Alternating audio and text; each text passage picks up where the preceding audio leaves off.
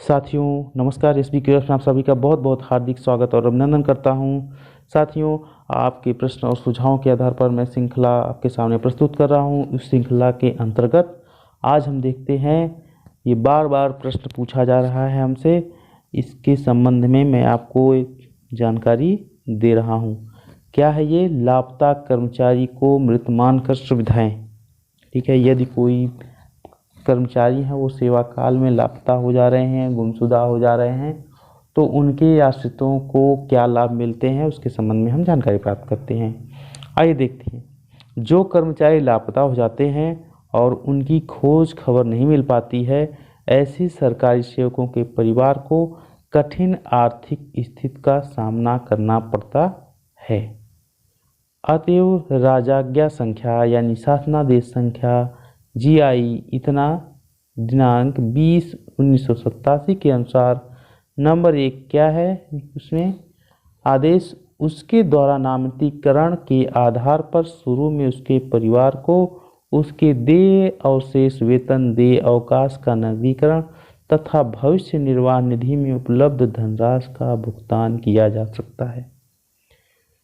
यानी कहने का तात्पर्य ये है कि जब कोई व्यक्ति गुमशुदा हो जा रहे हैं, कोई कर्मचारी गुमशुदा हो जा रहे हैं, तो उनके आश्रित यानी उनके जॉब बुक में, उनके कैरेक्टर रोल बुक में जो नॉमिनी रहेंगे या रहेंगी, उनको उनका जो बकाया वेतन रहेगा, अवकाश का नकदीकरण रहेगा, ग्रेच्युटी वगैरह रहेगी, वो उनके अमुक नॉमिनी को प्रदान किया जा सकता है।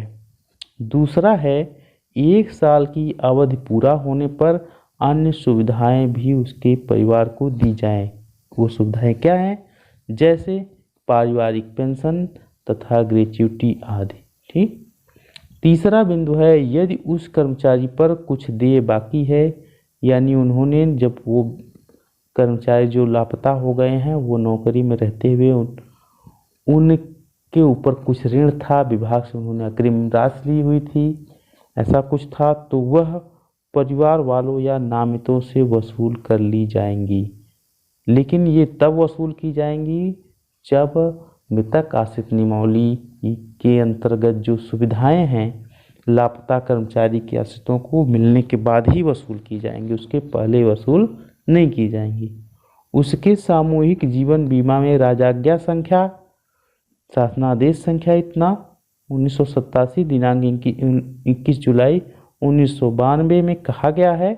नंबर 1 बिंदु है, लापता सरकारी सेवकों के सामूहिक बीमा की किस्त उसी माह तक काटी जाएगी जिस माह वह लापता हुआ था।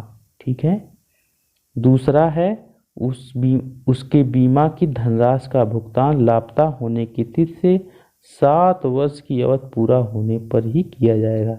यानी जो बीमा वगैरह रहेगा उसकी जो किस्त रहेगी उसकी लापता उस कर्मचारी के लापता होने के तिथि तक ही काटी जाएगी, लेकिन जो उसकी ग्रेच्युटी रहेगी उस बीमा की वो 7 वर्ष, जब किसी लापता कर्मचारी को मृत मान लिया जाता है 7 वर्ष के बाद, तभी ही उसके आश्रितों को इसकी जो बीमा धनराशि है वो दी जाएगी।